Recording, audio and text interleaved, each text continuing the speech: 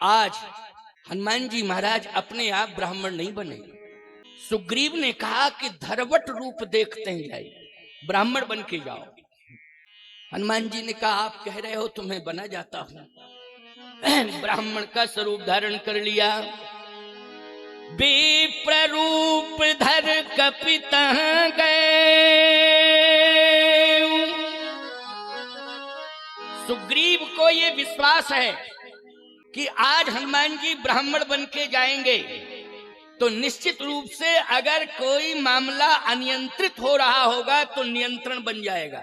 अच्छा भैया, हनुमान जी बानर बन के नियंत्रण नहीं कर सकते थे? रूप बदल के ही नियंत्रण कर सकते थे क्या? पठवा बाल होय मन मैला, भागो तुरंत तजो यही शैला। एक बात आपको बता दें, राक्षस जो है संतों के और ब्राह्मणों के विरोधी रहे। बोलो राक्षस किसके रहे? संतों के, ब्राह्मणों के, गौओं के, बोलो यज्ञ के, बोलो रहे विरोधी कि नहीं? जहां यज्ञ देखा देखत यज्ञ निशाचर धावें, करें उपद्रव मुन दुख पावें। यज्ञ को नष्ट कर दिया, गौशालाओं में आग लगा दी। जहां जहां देश धन दुख पावे हैं, नगर गांव पुर आग लगावे। तो गौशालाओं में आग लगा देते हैं, यज्ञशालाओं में आग लगा देते हैं। ये राक्षसों का काम है। ब्राह्मण मिल जावे वहां निश्चित रूप से चोटी काट लेते थे ब्राह्मणों की। समझ गए हो कि नहीं? ये राक्षसों का काम है। और ज्यादा खूंखार आ जाता था तो चोटी नहीं काटते थे, गले काट देते थे पूरा। क्योंकि खूंखार राक्षस आ गया तो वो छोड़ता ही नहीं था। निश्चर निकर सकल मुनि खाए, देख राम लोचन जल छाए। इसलिए राम जी के नेत्रों में आंसू आ गए, क्योंकि उन्होंने अष्ट समूह देख रघुराया। देखा कि हड्डियों का ढेर लगा है। किसकी? बोले ब्राह्मण साधुओं की हड्डियां हैं। ये ब्राह्मण साधुओं की हड्डियां हैं, उनका पहाड़ है। ये देख करके भगवान के नेत्रों में आंसू आ गए थे। कहने का तात्पर्य मेरा ये है कि सुग्रीव सोच रहा है कि यदि हनुमान जी को हम ब्राह्मण बना करके भेज देंगे तो हम बच जाएंगे, और बच ही नहीं जाएंगे, भाग जाएंगे। भागो तुरंत तजो यही शैला। क्योंकि राक्षस ब्राह्मणों के दुश्मन हैं, और अगर ये बाली के भेजे हुए होंगे तो निश्चित है कि मेरे दुश्मन हैं। और सारी की सारी दुश्मनी, क्रोध, आक्रोश आदि आदि हनुमान जी झेलें, और हनुमान जी समझें, और हनुमान जी निपटें। क्योंकि रूप भले ही बदल जाएगा, सुग्रीव कह रहा है, लेकिन अतुलित बलधाम, अतुलित बलधामम है। चाहे जितने राक्षस आ जाएं, भले ही रूप बदल जाए, लेकिन शक्ति तो वही रहेगी कि नहीं रहेगी? अतुलित बलधामम।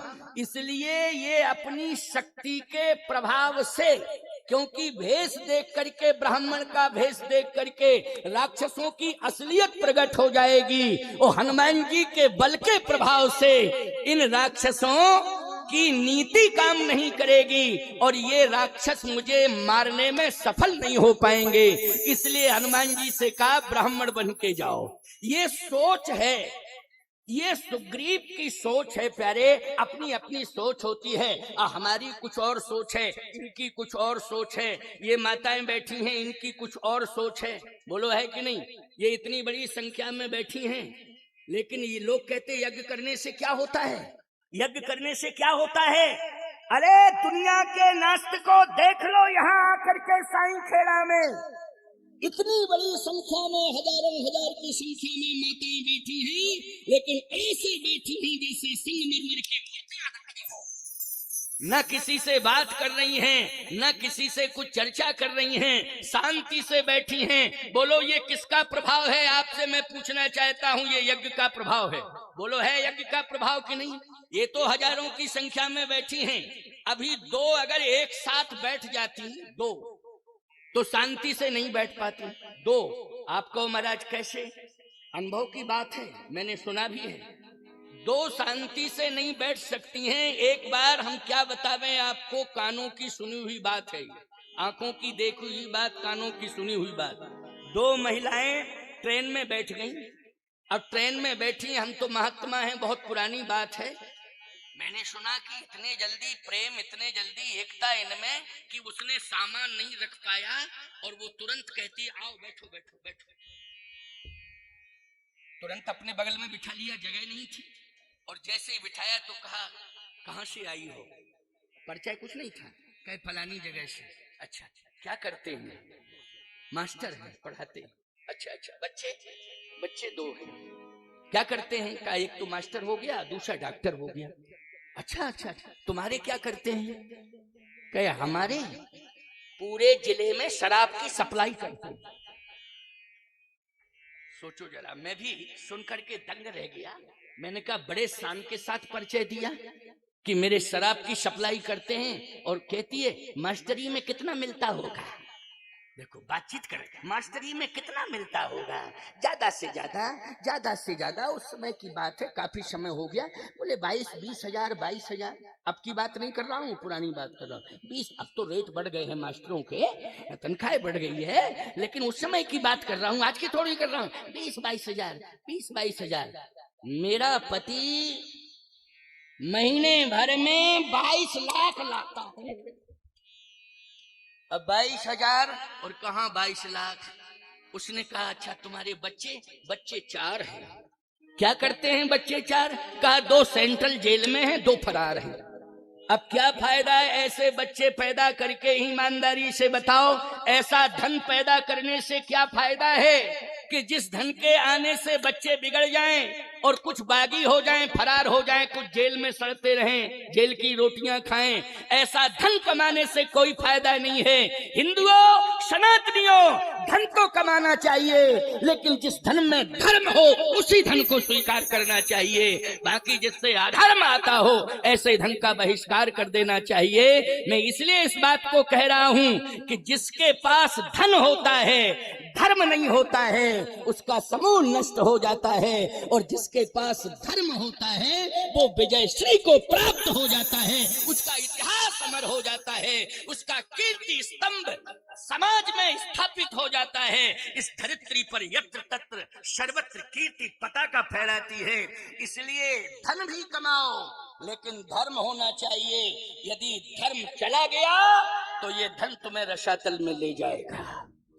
आज हमें बड़ी प्रसन्नता हो रही है कि साईंखेड़ा में, अरे बड़े बड़े महानगरों में हमने बड़े बड़े उद्योगपति देखे, ऐसे ऐसे उद्योगपति देखे हैं मैंने कि जिनकी आलीशान हवेलियां हैं, जिनकी गगनचुंबी इमारतें आकाश को छू रही हैं। ऐसे ऐसे लोगों को मैंने देखा, लेकिन मैं सत्य कहता हूं, वो धन उनकी दीवालों से कान लगा करके कोई सुन ले, उनकी दीवालों से वो आवाज क्रंदन की आ रही है, चीख की आ रही है। लेकिन मैं कहता हूं कि आज साईंखेड़ा हो, चाहे सिलवानी हो, चाहे आसपास के गांव के जितने भक्त बैठे हैं, कान हम लगाएंगे तो तुम्हारी दीवाल से श्री राम जय राम जय जय राम, श्री राम जय राम जय जय राम की ध्वनि आ रही है, सुनाई दे रही है, गूंज रही है। सुबह प्रभात फेरी हर गांव में प्राय होती होगी, और या जिन गांवों में नहीं होती है प्रभात फेरी,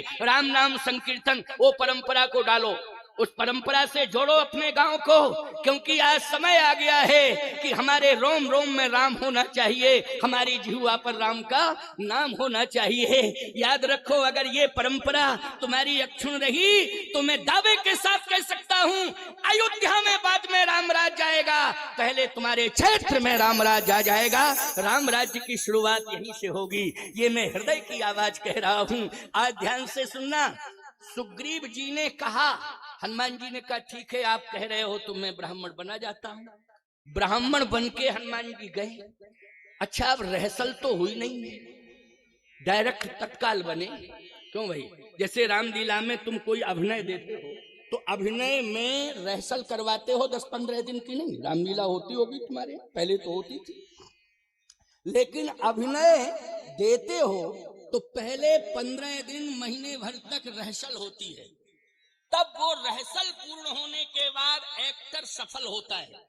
नहीं तो तत्काल अगर किसी को अभिनय दे दिया जाए और उसकी रहसल न कराई जाए तो अभिनय करने वाला फेल हो जाता है। क्यों भाई? हो जाता है कि नहीं? वो बुरी तरह से फेल हो जाता है, सफल नहीं होता है।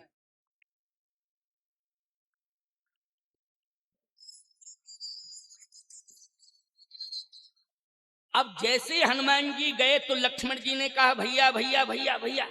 भगवान ने कहा क्या बात है?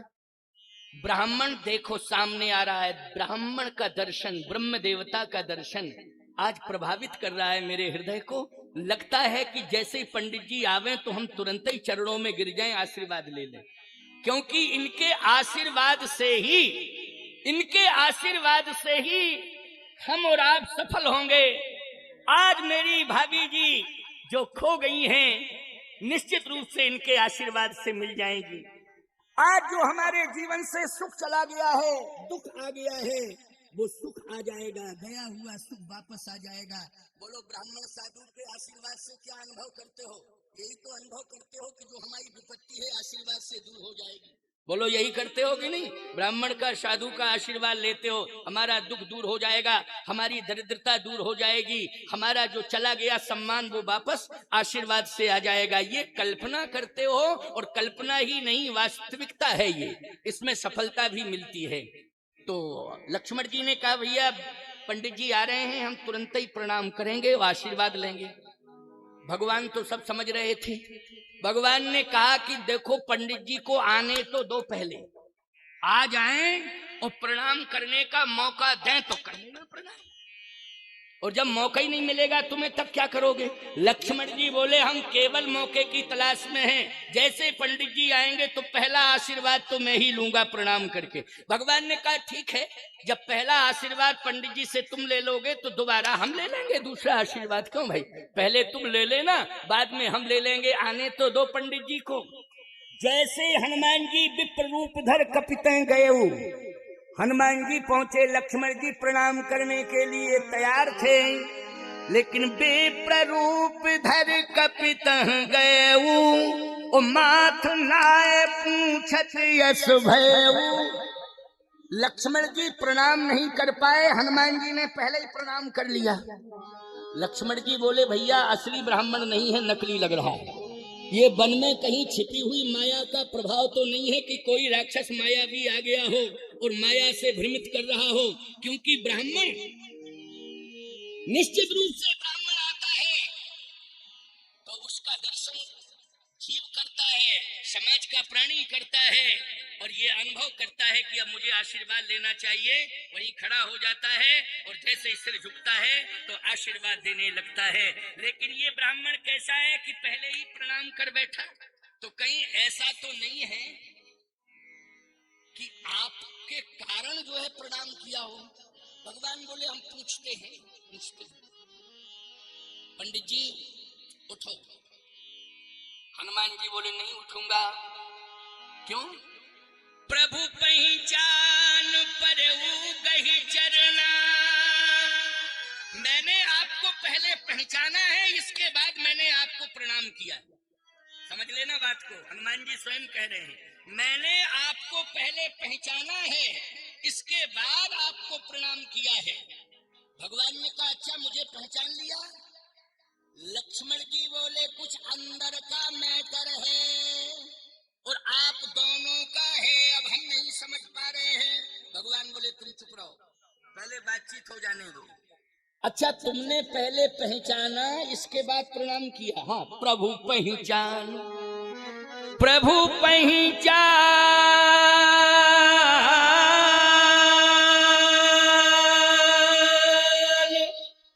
परऊ गही चरना, और सो सुख उमा जाहि नहीं बरना। भगवान शंकर कहते हैं, इस सुख का मैं वर्णन नहीं कर सकता हूं। कितना सुख आज मुझे मिल रहा है, इसका मैं वर्णन नहीं कर सकता हूं। लेकिन सुख किसे मिल रहा है? शंकर जी को। लेकिन हनुमान जी कहते हैं कि मैंने पहचान लिया। भगवान ने कहा, अच्छा पहचाना हो तो बताओ मैं कौन हूं, मैं कौन हूं? हनुमान जी बोले, बंबई छापा का एक चौपाई इसलिए सुना रहा हूं कि उसमें तुम लोगों का वंश जुड़ गया है। हंस बोले रघुवंश कुमारा, गीता प्रेस में नहीं है। हंस बोले रघुवंश कुमारा, इसका मतलब है कि स्पष्टीकरण है कि भगवान ये सिद्ध करना चाहते हैं कि मैं रघुवंशी हूँ। बोलो भाई, भगवान ये सिद्ध करना चाहते हैं कि मैं रघुवंशी हूँ, लेकिन तुम क्या समझ रहे हो? तुम परिचय दो तुम मैं क्या हूँ, लेकिन मैं तुम्हें बता रहा हूँ कि मैं रघुवंशी हूँ। हंस बोले रघुवंश कुमारा, विधि कर लिखा न मैं तन्हारा। कौशलेश दशरथ के जाए, हम पितु वचन मान बन आए। यहाँ हरि निश्चर वैदेही, विप्र फिरे हम खोजत तेही। आपन चरित कहा हम गाई, कहो विप्र निज कथा बुझाई। हनुमान जी बोले अब तो पूरी तरह से पकड़ में आ गए आप, अब तो कंफर्म हो गया कि मैं पहचान गया। भगवान ने कहा कि मैंने परिचय तो दे दिया, कौशलेश दशरथ के जाए।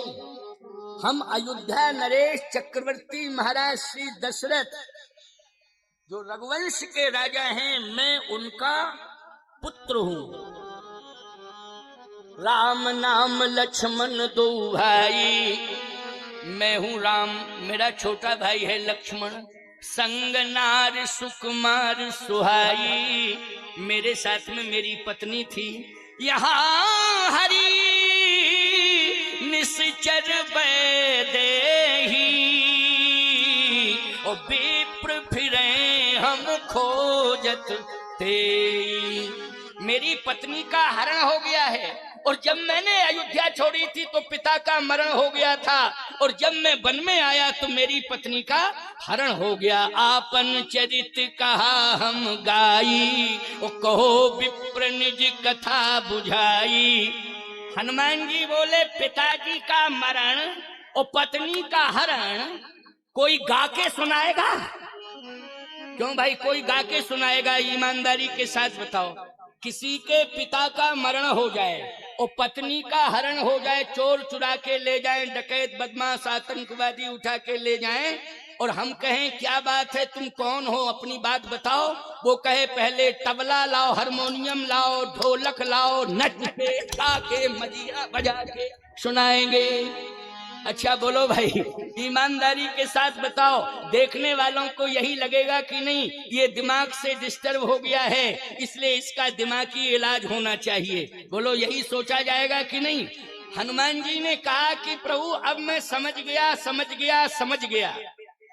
कि आप जो है ब्रह्म हैं, इस धरती पर आप जो है अवतरित हुए हैं, और इस धरती पर आप इसलिए अवतरित हुए हैं कि धरती का भार, इसका अंत करने के लिए, भार का हरण करने के लिए आप अवतरित हुए। मैं समझ गया। जग कारण तारण भव भंजन धरनी भार, के तुम अखिल भुवन पति लीन मनुज अवतार। आपका यही परिचय है कि आप जगत के जन्म के कारण हैं। ये संपूर्ण जगत, इसके जन्म के कारण आप हैं। अच्छा एक बात बताओ, ब्रह्मांड निकाया निर्मित माया रोम रोम प्रति वेद कहे, ये पूरा जगत किसकी मुट्ठी में है? पूरा ब्रह्मांड किसकी मुट्ठी में है? भगवान की मुट्ठी में है। बोलो है कि नहीं?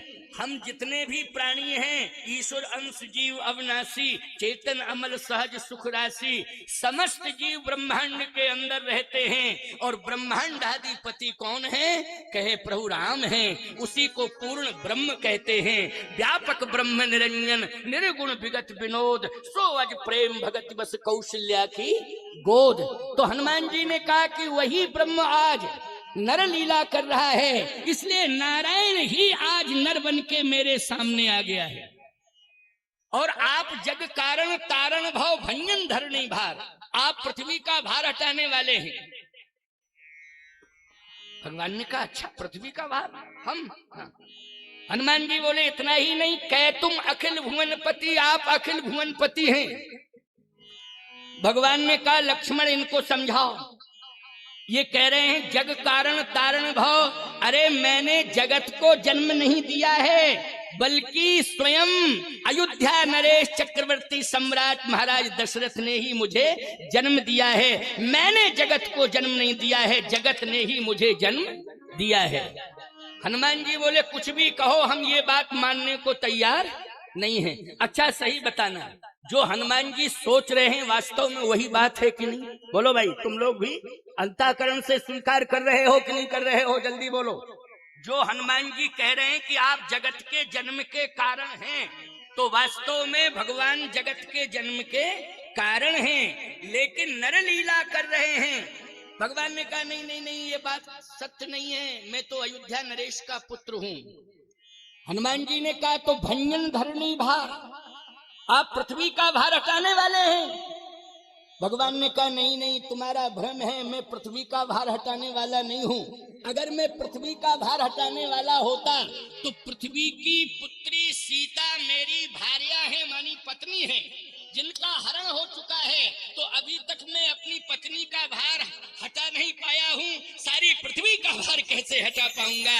इसलिए ये सोचना भी उचित नहीं है। हनुमान जी ने कहा कह तुम अखिल भुवनपति, आप अखिल भुवनपति हैं। भगवान ने कहा कि मैं अखिल भुवनपति भी नहीं हूं। हनुमान जी ने कहा ये कैसे सिद्ध करोगे?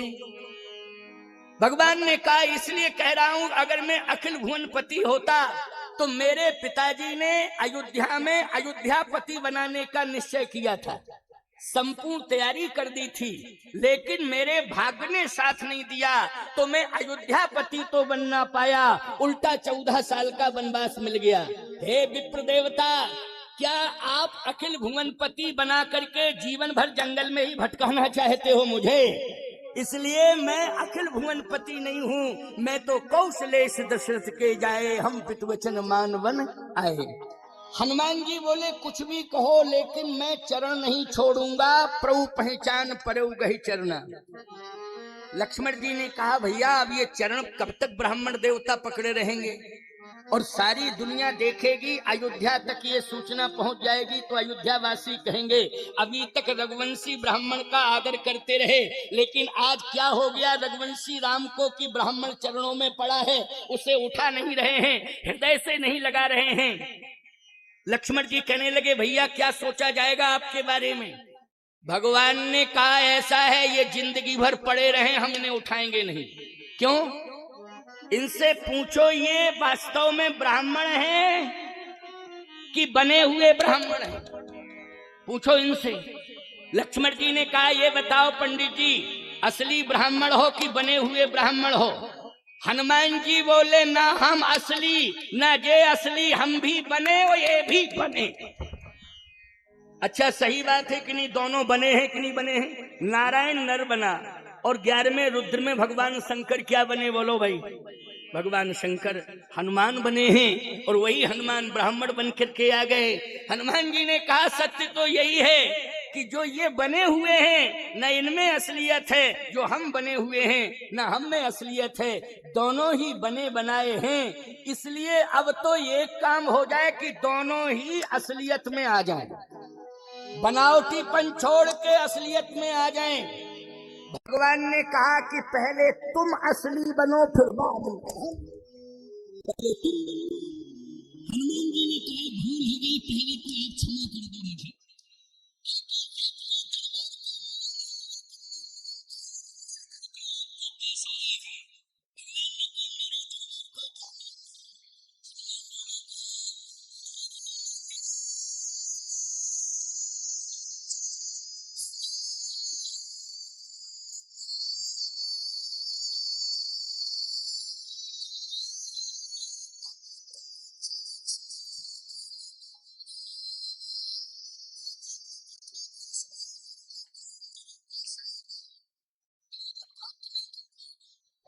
फिर मैं जो उसे देना चाहता हूं वो नहीं दे पाऊंगा, और ना वो लेने का अधिकारी है, इसलिए उसे तो कपट दूर करना पड़ेगा, तभी मुझसे कुछ प्राप्त कर पाएगा।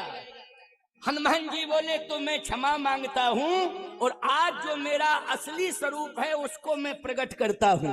गोस्वामी जी कहते निज तन प्रकट प्रीत उर्छाई।